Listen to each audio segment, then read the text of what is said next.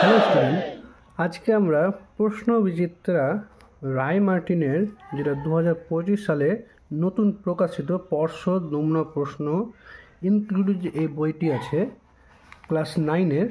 দেখো, এই ক্লাস 9-এর অঙ্কের আমরা এক এক করে সমাধান করব। তোমাদের চ্যানেলটিকে ভালো লাগলে অবশ্যই চ্যানেলটিকে লাইক এবং সাবস্ক্রাইব করে দেবে।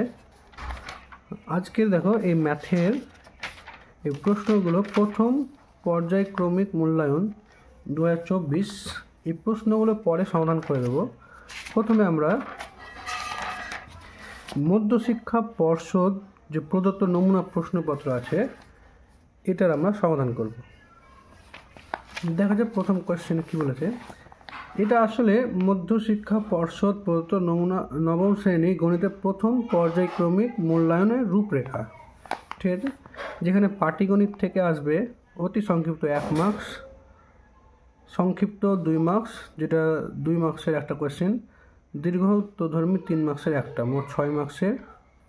বীজগণিত থেকে 3 মার্কস শর্ট কোয়েশ্চেন, 8 মার্কস, যেটা 2 মার্কসের 4টে কোয়েশ্চেন, আর 3 মার্কসের 3টে কোয়েশ্চেন দীর্ঘ উত্তরধর্মী, টোটাল 20 মার্কস। অধ্যায় নম্বর 2, 3, 5, 7, 8। জ্যামিতি আসবে একটা শর্ট কোয়েশ্চেন 1 মার্কসের, একটা কোয়েশ্চেন 2 মার্কসের, আর এখানে 7 মার্কসের কোয়েশ্চেন, যেটা একটা 4 মার্কসের একটা 3 মার্কসের মিক্স থাকবে, টোটাল 10 মার্কস। স্থানাঙ্ক জ্যামিতি থেকে একটা 1 মার্কসের শর্ট কোয়েশ্চেন আর একটা 3 মার্কসের দীর্ঘ উত্তরধর্মী, টোটাল 4 মার্কস। এখান থেকে 40 মার্কসের পরীক্ষা। এটা দেখা যাক আমরা কি করে সমাধান করব। প্রথমটা মধ্যশিক্ষা পর্ষদ প্রদত্ত নমুনা প্রশ্নপত্র। প্রথম কোয়েশ্চেন বলেছে যে এক্স, ওয়াই, জেড তিনটি বাস্তব সংখ্যা এবং X less than Y, Y less than Z, তাহলে এদের মধ্যে 4টে অপশানের মধ্যে কোনটি সত্য হবে। তো দেখা যাক এই কোয়েশ্চেনের সমাধান আমরা কি করে করব। দেখো, কোয়েশ্চেনে বলেছে যদি এক্স লেস দেন ওয়াই হয় এবং ওয়াই লেস দেন জেড, এখান থেকে বোঝাই যাচ্ছে দেখো যে এক্স লেস দেন ওয়াই, আবার ওয়াই জেডের চেয়ে ছোটো, তাহলে এক্স লেস দেন আমরা জেড লিখতে পারি, এক্স লেস দেন ওয়াই, আর ওয়াইয়ের জায়গাতে জেড করে দিলাম এক্স লেস দেন জেড। এই অপশানটা দেখা যাক কোথায় আছে। কোয়েশ্চেনে দেখো এক্স গ্রেটার দেন জেড, এটা তো false, X less than Z, তাহলে এই অপশানে বি কারেক্ট হবে। নেক্সট কোয়েশ্চেন দেখা যাক। নেক্সট কোয়েশ্চেন হচ্ছে 64 পূর্ণ 1-এর 64 পাওয়ারে 1-এর 6 আছে, এর মান কত? এটা হচ্ছে সূচকের অঙ্ক। তো সূচকের অঙ্কেতে তোমাকে প্রথমত ভেঙে নিতে হবে। 64কে যদি আমরা ভাঙি তাহলে 64কে আমরা এইভাবে লিখতে পারি 2, 32 দুগুণা 64, আবার 2, 16 দুগুণা 32, আবার 2, 8 দুগুণা 16, আবার 2, 4 দুগুণা 8, আবার 2, 2 দুগুণা 4। তাহলে 64 জায়গাতে আমরা কত লিখতে পারবো? 1, 2, 3, 4, 5, 6, 2-এর পাওয়ারে 6। কোয়েশ্চেনে কী চেয়েছে? 64 পাওয়ার 1/6 সমান কত? তাহলে এই অঙ্কতে কী করবে? 64কে ভেঙে কত বললাম? 2-এর পাওয়ারে 6, তাহলে 64 জায়গাতে 2-এর পাওয়ারে 6 বসিয়ে দাও, তার পাওয়ারে 1/6। তো 2-এর পাওয়ারে 6 আর 1/6 এরা কী হয়ে যাবে? গুণ হয়। সূচকের উপরে সূচক থাকলে এরা গুণ হয়ে যায়। তো 6 আর 6 ক্যান্সেল, তো থাকলো 2-এর পাওয়ারে 1, আর 2-এর পাওয়ারে 1 মানে 2 উত্তর। তাহলে এটার কত নম্বর? 2-এর কোন অপশানটা সত্য? Option C, option C is সত্য। এবার নিচে কোয়েশ্চেনে দেখা যায় প্রদত্ত সমীকরণগুলির কোনটির সমাধান 1,0? 3-এরটা 1,0 মানে এখানে বোঝাতে চাইছে এক্সের মান 1 আর ওয়াইয়ের মান 0 আসবে কোন সমীকরণে? প্রত্যেকটা সমীকরণে এক্সের মান 1 আর 0 বসাও। এক্স প্লাস ওয়াই সমান, এটা অপশান এ এর জন্য, এ যাতে 1 আর ওয়াই যাতে 0 বসাও। এবার কত এলো? 1, কিন্তু এখানে কোয়েশ্চেনে কত দেওয়া আছে? এক্স প্লাস ওয়াই সমান 2, তাহলে 1, 2-এর সাথে অসমান, তাহলে অপশান এ হলো মিথ্যা। এবার বি অপশানটা চেক করো। এক্স মাইনাস ওয়াই সমান 1 দেখাতে হবে, এক্সের জায়গাতে 1 আর ওয়াই জায়গাতে 0, তাহলে 1 থেকে 0 বাদ দিলে 1 হয়েছে, তাহলে 1, আর ডান দিকেও 1 আছে, তাহলে এই অপশান বিটা হয়ে গেল সত্য। আচ্ছা, অপশান সি আর ডিও চেক করে না, ওগুলো মিথ্যা হওয়া উচিত। 2x + y, 2, x যাতে 1 আর y যাতে 0, তাহলে এটা হয়ে গেলো 2, কিন্তু কোয়েশ্চেনে এখানে কত বলেছে, ডান দিকে 1, তো 2 ≠ 1, তাহলে অপশান সি মিথ্যা। এইভাবে তোমাকে চারটে যাচাই করতে হবে। x - y = 2, তার মানে 1 - 0 = 1, এটা কোয়েশ্চেনে 2 বলেছে, তাহলে ডি মিথ্যা হয়ে যাবে, তাহলে এখানে অপশান বি সত্য। আচ্ছা, 4 নম্বর কোয়েশ্চেনে কী বলেছে? 4 নম্বরের কোয়েশ্চেনে বলেছে যে 2x + 3 এই বহুপদী সংখ্যামালার মাত্রা কত? আচ্ছা, মাত্রা কাকে বলে? মাত্রা হচ্ছে কোনো বহুপদী সংখ্যামালার চলগুলোর যে ঘাত আছে তাদের সর্বোচ্চ ঘাতই হচ্ছে মাত্রা। এখানে চলের মাত্রা কিছু নেই, মানে 0, আর এখানে চলের মাত্রা এখানে চলের ঘাত 0, এখানে 1, এদের মধ্যে সর্বোচ্চ ঘাত 1, তাহলে এই বহুপদী সংখ্যামালার মাত্রা হয়ে যাবে 1, তাহলে এটা অপশান সি ইজ কারেক্ট। তাহলে 2x + 3 এর মাত্রা হয়ে গেল উত্তর 1। যদি কোশ্চেন এরকম থাকতো যে 2x² + 3x + 4 এর মাত্রা কত, তাহলে এর মাত্রা দেখো সূচকের ঘাতে কত আছে, এখানে 0, এখানে 1 আর এখানে 2, এদের মধ্যে বড় 2, তাহলে এর মাত্রা হয়ে যাবে 2। ঠিক আছে, এবার 5 নম্বর কোশ্চেন। ABCD রম্বসের ABC 15 ডিগ্রি, BCD কত? যখনই এরকম অঙ্ক দেবে সামান্তরিকের কোনো কোয়েশ্চেন, তখনই ওটাকে ছবি আঁকার চেষ্টা করবে। ছবি আঁকলে অর্ধেক অঙ্ক ছবির মাধ্যমে সমাধান হয়ে যায়। এটা যদি সামান্তরিক হয়, এটা যদি একটা রম্বস হয়, রম্বসের ABC মানে এই কোণটা 15 ডিগ্রি, BCD কত? BCD মানে এই কোণটা কত? আচ্ছা, আমরা জানি যে রম্বসের বিপরীত কোণগুলো সমান হয়, তাহলে এই কোণটার সাথে এই কোণটা সমান, কিন্তু এই কোণটার সাথে এই কোণের কোনো সম্পর্ক আছে? অবশ্যই এটা সম্পর্ক আছে। রম্বসের আসলে রম্বসের না, যে কোনো সামান্তরিকের ক্ষেত্রে তাদের মধ্যে যে সন্নিহিত কোণ পাওয়া যাবে তাদের যোগফল 180 ডিগ্রি হবে। সন্নিহিত কোণ কাকে বলে? যে কোণের একটা নির্দিষ্ট বাহু থাকবে, যে দুটি কোণের একটি নির্দিষ্ট বাহু থাকবে, এই কোণ আর এই কোণে দেখো এটা হচ্ছে নির্দিষ্ট বাহু, বা একটি বাহুর ওপর যদি দুটো কোণ অবস্থিত হয় তারা হবে সন্নিহিত কোণ। তাহলে বি কোণ আর সি কোণ হচ্ছে সন্নিহিত কোণ, তাহলে ABC আর BCD এই দুটো কোণের যোগফল হবে 180 ডিগ্রি। এটা যে কোনো সামান্তরিকের ক্ষেত্রে দুটি সন্নিহিত কোণের যোগফল 180 ডিগ্রি হবে এবং বিপরীত কোণগুলো সমান হবে। এই দুটো শর্ত অঙ্কের ক্ষেত্রে খুব কাজে লাগবে। কোয়েশ্চেনে ABCর মান দেওয়া আছে 15 ডিগ্রি আর BCDর মান চেয়েছে, তাহলে BCDর মান কত হবে? 180 থেকে 15 বিয়োগ করলে হয়ে যাবে। তাহলে কোণ BCD সমান 180 ডিগ্রি মাইনাস 15 ডিগ্রি, 165 ডিগ্রি। দেখো তো এটা কত নম্বর অপশানে আছে? 165, অপশান ডি। তো এটা অপশান ডি ইজ কারেক্ট। এবার কোয়েশ্চেন নাম্বার 6 দেখা যাক। 2,0 -2,0 এবং 0,-2 এই বিন্দু তিনটি যোগ করে যে ত্রিভুজ উৎপন্ন হয় সেটি কোন ত্রিভুজ? সমবাহু, বিষমবাহু, সমকোণী, সমদ্বিবাহু? না, সমদ্বিবাহু কিন্তু সমকোণী নয়। এক্ষেত্রে আমাদেরকে এই অঙ্কটা আসলে স্থানাঙ্ক জ্যামিতির বা লেখচিত্রের অঙ্ক। তো আমাদের জন্য লেখচিত্রের জন্য অবশ্যই এখানে গ্রাফ খাতা দরকার, কিন্তু আমরা বিনা গ্রাফে অঙ্কটা করে নিতে পারবো, কারণ অঙ্কের এই মানগুলো খুব ছোট ছোট আছে। দেখো, এটা যদি x অক্ষ হয় আর এটা যদি y অক্ষ হয়, আর এটা যদি তার মূল বিন্দু হয়, x অক্ষ y অক্ষ, তাহলে x ও x ড্যাশ, y ও y ড্যাশ, দুটো অক্ষ, এটাকে বলে অনুভূমিক অক্ষ, ও অনুভূমিক রেখা এটাকে বলে উলম্ব রেখা। দুই রেখা যে বিন্দুতে ছেদ করে তাকে বলা হয় মূল বিন্দু। এখানে আমরা বিন্দুগুলো স্থাপন করি। এখানে স্টার্টিং 0, 0, এখান থেকে যে কোনো বিন্দু নিয়ে যেতে হবে। আচ্ছা, প্রথমে আছে 2,0, মানে এখানে x এর মান 0 আর y এর মান 0, তো 2 ঘর যাও, এটা ধরো 1 ঘর, এটা 2 ঘর, 2 ঘর গিয়ে 0 ঘর, মানে এখানে থেকে যাবে, এটা একটা বিন্দু হলো। তারপরে দেখো -2,0, x এর মান -2, y এর মান 0, তাহলে প্রথমে 2 ঘর বাঁ দিকে, 1 ঘর 2 ঘর, মাইনাস আছে মানে বাঁ দিকে, তারপর 0 ঘর মানে এইখানেই থাকবে। তারপরে কি বলেছে হয়ে গেল। আচ্ছা 0,-2, 0 মানে এক্সের মান 0 আর ওয়াইয়ের মান -2, মানে ওয়াইয়ের মান পজিটিভ হলে ওপরে হয়, ওয়াইয়ের মান নেগেটিভ হলে নিচে হয়। তো 2 ঘর নেগেটিভ, 1 ঘর 2 ঘর, তাহলে এখানে, তাহলে এই যে ছবিটা হলো, এই ছবি যে চিত্রটা পাওয়া গেল, আসলে ছবিটা খুব ছোট হয়ে গেল, একটু বড় করে এঁকে দেখাই।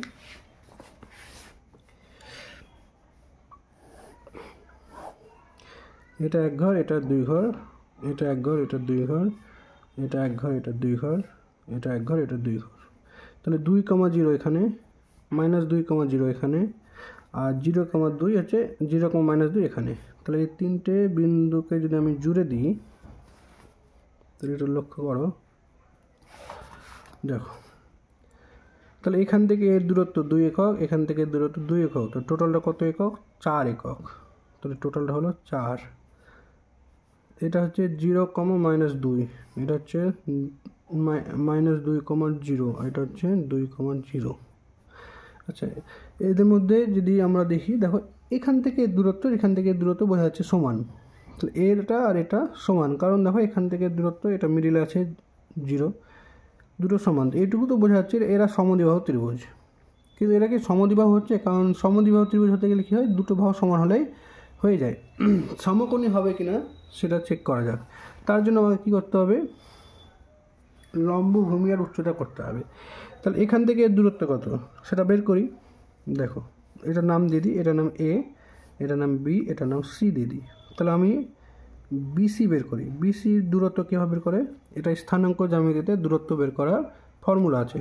ফর্মুলাটা কি? x2 - x1, x2 - x1 তার whole square plus y2 - y1 তার স্কোয়ার। তাহলে এটা 2 এর স্কোয়ার 4, এটা -2 এর স্কোয়ার মানে 4, 4 আর 4 √8, ঠিক আছে? √8কে লেখা যায় 2√2, 4 দুগুণ 8, 4 এর বর্গমূল 2 বেরিয়ে এলো আর 2 থাকলো। বিসি, এবার এসি বের করো। দেখো তো বিসি আর এসি সমান আসছে কিনা। দেখো, x2 - x1 2 - 0 plus y2 - y1 0 + 2 তার স্কোয়ার।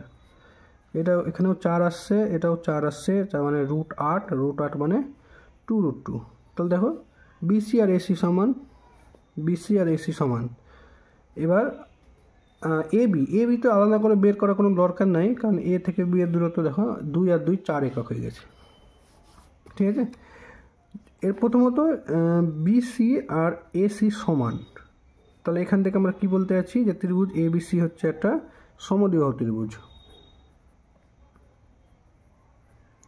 সমকোণী হলে কি হয়? লম্ব স্কয়ার প্লাস ভূমি স্কয়ার সমান অতিভুজ স্কয়ার হয়। তাহলে এখানে যেহেতু বড় এটা, তাহলে এটাই অতিভুজ, তাহলে এই দুটো লম্ব আর ভূমি। তাহলে দেখি বিসি স্কোয়ার আর এসি স্কোয়ার, এটা সমান কি এবি স্কোয়ার পাচ্ছি? বিসি স্কোয়ার হচ্ছে √8 এর স্কোয়ার মানে 8, আর আচ্ছা বিসি স্কোয়ার মানে √8 এর স্কোয়ার 8, আর এসি স্কোয়ার মানে √8 এর স্কোয়ার মানে 8। তাহলে 8 + 8 16, 16 মানে 4 এর বর্গ, আর 4 মানে হচ্ছে এবি, তাহলে এবি স্কোয়ার। তাহলে লম্ব স্কোয়ার প্লাস ভূমি স্কোয়ার সমান অতিভুজ স্কোয়ার হচ্ছে। তাহলে অতএব এবিসি একটা সমকোণী ত্রিভুজ, সমকোণী ত্রিভুজ। তাহলে এক্ষেত্রে আমরা দুটো পেলাম, সমকোণী এবং সমদ্বিবাহু ত্রিভুজ। অতএব আমরা এখানে বলতে পারি যে এবিসি সমকোণী সমদ্বিবাহু ত্রিভুজ, সমকোণী সমদ্বিবাহু ত্রিভুজ।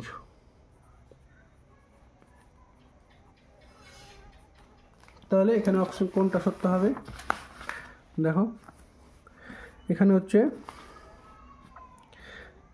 এই বিন্দু তিনটি যোগ করলে যে ত্রিভুজ উৎপন্ন হয় সেটি হলো সমকোণী সমদ্বিবাহু ত্রিভুজ। তাহলে এটা অপশন সি ইজ কারেক্ট। এরপরে দেখো 2 নম্বর কোয়েশ্চেনে কি বলেছে? বাম দিক ও ডান দিক দাগ দিয়ে মেলাও। 22/7 3.14। এটা কি হবে?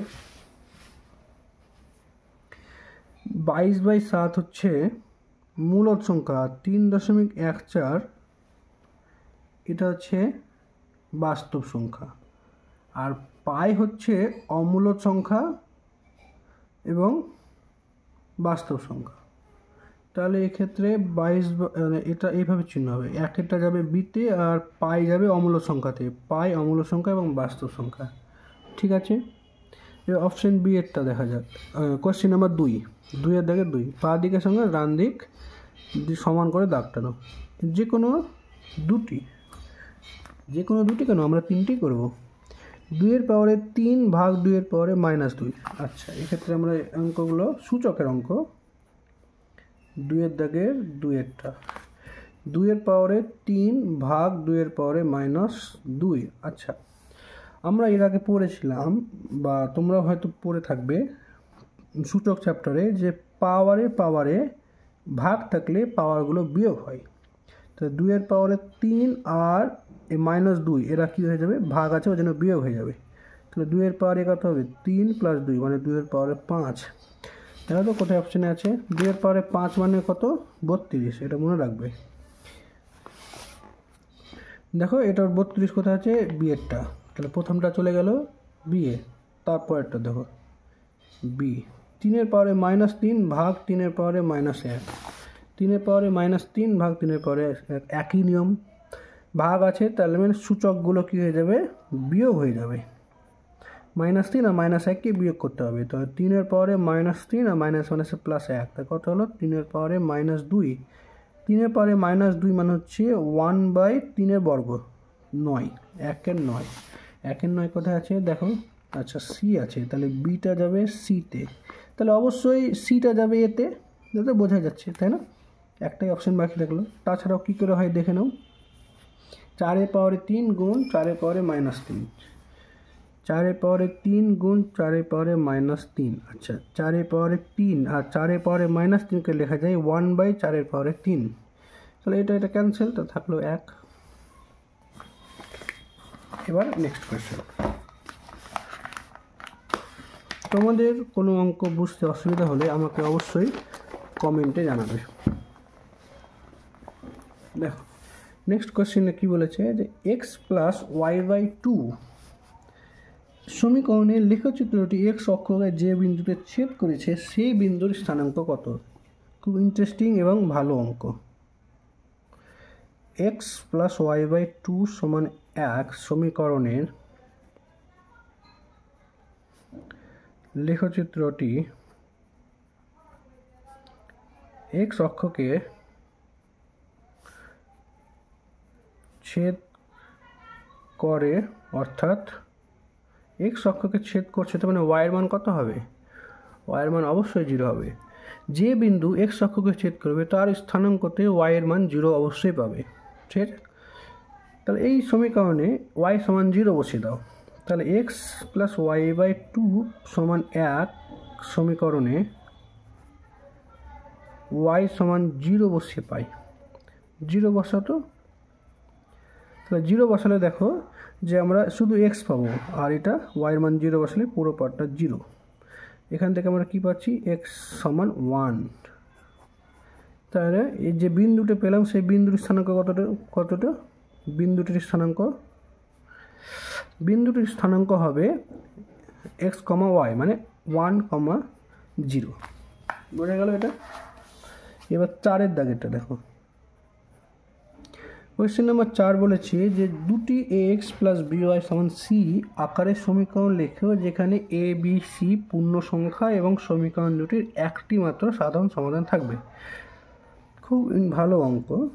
এটা তোমাদেরকে নিজে থেকে বানাতে বলছে। তাহলে আমি যদি নিজে থেকে বানাই, তাহলে একটা যদি a1x, একটা যদি b1y, একটা যদি c1 হয়, আর একটা যদি a2x, একটা যদি b2 হয়, একটা যদি c2 হয়, তাহলে এই দুটো সমীকরণের একটি নির্দিষ্ট সাধারণ সমাধান কখন থাকবে, একটি নির্দিষ্ট সাধারণ সমাধান। আসলে সমাধানের 3টে শর্ত আছে, একটা নির্দিষ্ট সমাধান, একটা অসংখ্য সমাধান থাকবে, আর একটা কোনো সমাধান থাকবে না। 3টের জন্য 3টে শর্ত আছে। নির্দিষ্ট সাধারণ সমাধানের জন্য কি শর্ত, যদি a1 x এর সহগ এখানকার x এর সহগ ভাগ করে দাও, a1/a2, আর y এর সহগ এখানকার y এর সহগ ভাগ করে দাও, b1/b2, এরা যদি নট ইকুয়াল টু হয় বা অসমান হয়, তাহলে বলবো এদের একটা নির্দিষ্ট সমাধান থাকবে। তাহলে এইরকম একটা সমীকরণ নিজেকে বানাতে হবে। আমি যদি একটা সমীকরণ বানাই, ধরো 2x + 3y = 6, ঠিক আছে? আর একটা যদি সমীকরণ লিখি 3x + 2y = এটাও 6, ঠিক আছে। তো এই সমীকরণে দেখো একটি নির্দিষ্ট মাত্র সমাধান আছে, একটি মাত্র সাধারণ সমাধান পাবো। এটা আমি নিজে থেকে বানালাম, তোমরাও এরকম নিজে থেকে বানাতে পারবে। দেখো a1/a2 মানে 2/3, b1/b2 মানে 3/2, এরা কি কখনো সমান হবে? এরা সবসময় অসমান। তাহলে অসমান হলো তার মানে একটি নির্দিষ্ট মাত্রা সমাধান পাবে, আর এদের সমাধান কত হবে সেটা আমরা চেক না করলে হবে।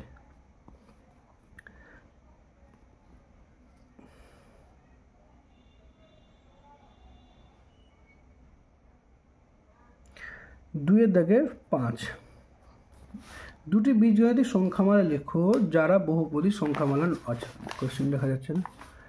আচ্ছা, দুটি বীজগণিতিক সংখ্যামালা লেখো যারা বহুপদী সংখ্যামালা নয়। আচ্ছা, বহুপদী সংখ্যামালা, দেখো বহুপদী সংখ্যামালা হচ্ছে সেই সংখ্যামালা যেখানে এক্সের সূচকগুলো সবসময় পূর্ণ সংখ্যায় থাকবে। এটা একটা বহুপদী সংখ্যামালা। 2x² + 5x + 9 = 0, এটা বহুপদী সংখ্যামালা। 2x = 9 বহুপদী সংখ্যামালা। 3x³ + 9x + 1 = 0 বহুপদী সংখ্যামালা। তাহলে বহুপদী সংখ্যামালা নয় কোনগুলো? বহুপদী সংখ্যামালা হবে না বা নয় সংখ্যামালা এরকম তোমাকে দুটো উদাহরণ দিতে হবে। একটা হচ্ছে, দেখো যদি আমি লিখি একটা 2x² + 5x - 1 = 2, এটা একটা বহুপদী সংখ্যামালা নয়। এটা আমি নিজে থেকে বানিয়ে লিখলাম, তুমি বানিয়ে লিখতে পারো। দেখো এক্সের সূচক এখানে একটাতে 2 আছে, এখানে -1 আছে। এক্সের সূচক যখনই দেখবে যে মাইনাস আছে বা পূর্ণ অখণ্ড সংখ্যায় নেই, অখণ্ড সংখ্যা সূচক যদি অখণ্ড সংখ্যায় না থাকে তাহলে তারা বহুপদী সংখ্যামালায় হবে না। 2 নম্বর লিখতে পারো x + √x = 1, এটাও একটা বহুপদী সংখ্যামালা নয়। দেখো এখানে x এর সূচক 1, এখানে x এর সূচক ½, তাহলে একটা সূচকে 1 এলো যেটা অখণ্ড সংখ্যা, কিন্তু এটাও অখণ্ড সংখ্যা নয়, তাহলে এরা বহুপদী সংখ্যামালা হবে না, ঠিক আছে। তো 2-এর দাগে 6-এরটা, 2-এর দাগে 6 কি বলছে? একটি দ্বিঘাত বহুপদী সংখ্যামালা নিজে নিজে লেখো যাকে উৎপাদক বিশ্লেষণ, তাকে উৎপাদক বিশ্লেষণ করো। দ্বিঘাত, আচ্ছা দ্বিঘাত সমীকরণ খুবই সহজ। আমরা যদি একটা দ্বিঘাত সমীকরণ সাজাতে পারি এভাবে যে x² - α + β × x + α × β = 0, তাহলে এদের উৎপাদক বিশ্লেষণ হয়ে যাবে x - α × x - β = 0। এটা থেকে এটা খুব সহজে লেখা যায়। তো এইরকম তোমরা দুটো সংখ্যা ভাবো যাদের যোগ করবে আর এদেরকে গুণ আকারে লিখে দেবে। তাহলে এরকম একটা সমীকরণ কী হতে পারে?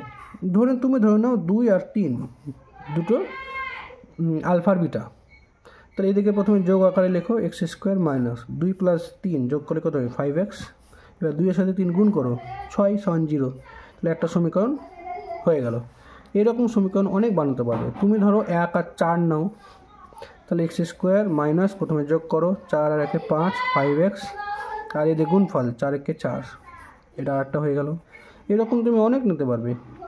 তুমি 0,1ও নিতে পারো, তাহলে কী হবে? x² - 0 আর 1 যোগ করে কত হয়? 1x, 0কে 1 দিয়ে গুণ করলে 0 = 0 হয়ে গেল। কত বানাবে তুমি? অসংখ্য বানাতে পারবে। তারপরে আচ্ছা আজকে এতটাই থাক, পরের দিন 3, 4, 5 এগুলো অঙ্কগুলো আমরা সমাধান করবো আস্তে আস্তে। ভিডিওটি ভালো লাগলে অবশ্যই লাইক এবং শেয়ার করবে এবং কমেন্ট করতে ভুলবে না। Thank you for watching.